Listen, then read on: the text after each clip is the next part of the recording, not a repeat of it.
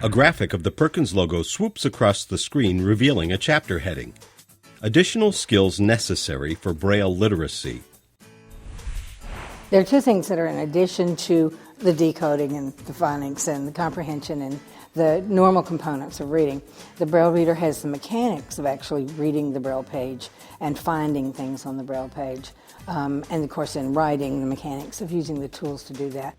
In a video clip, 4 students who are blind and their teacher sit at a round table. Each of the students has a page of Braille text on the table in front of them. A close-up shows one boy's fingers tracking a line of Braille across the page.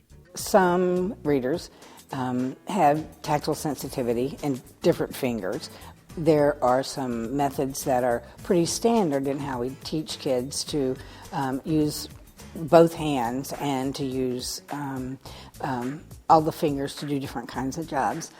Some students will have more sensitivity in one finger than in other fingers, and so may use different fingers than other kids do.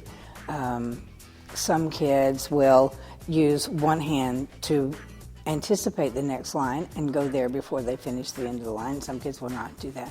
So kids are going to develop their own reading styles in Braille, just like kids who don't read Braille are going to develop their own reading styles. In a video clip, a young boy who is blind sits at a table in a library with a large Braille book in front of him. In a close-up, both hands are shown tracking the lines of Braille type.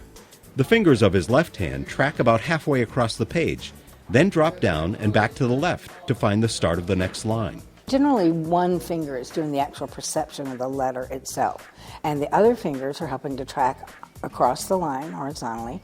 One hand may leave that line and go to the next line to be prepared for when that happens. Some fingers are looking for either the end of the line or the space after punctuation or the space after words. So different fingers are doing different jobs in the process. One finger is doing the primary perception of the actual letter itself, the actual reading. In a video clip, 2 adolescent boys who are blind are sitting at a round table, each with a page of Braille text in front of them. The boy on the left uses just his right hand to track and read. The other tracks the line with the fingers of both hands. There have been several studies, one very recent, to look at whether contracted or uncontracted Braille, having students start off letter by letter Braille or using the contractions that are a natural part of Braille.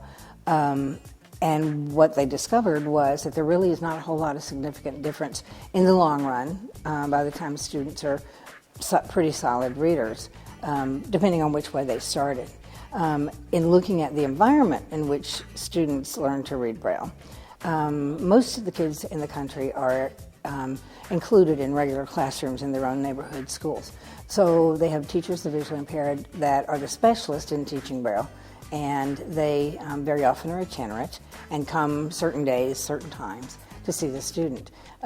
So within that environment, you have to decide whether the student will learn to actually read, learn all the pieces of reading like decoding and comprehension and phonics in the regular classroom with his or her classmates, or whether that's going to happen in a separate setting with the teacher of the visually impaired.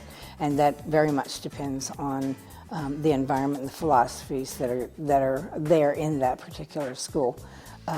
So they end up having sort of a team of reading teachers to help them learn to read. In a video clip, a young boy who is blind is shown working one-on-one with a teacher of the visually impaired. What's this word right here? It's a contracted word. It's a low BF. Are you familiar with that? Excellent. The boy is reading aloud to the teacher from a Braille book that is open on his desk. What we look at, what we know is the most efficient way to read, the most efficient, accurate way to read, and we hope we teach kids those skills. But they need to have a choice in how they apply those skills based on their own reading style and what's comfortable for them. Fade to black.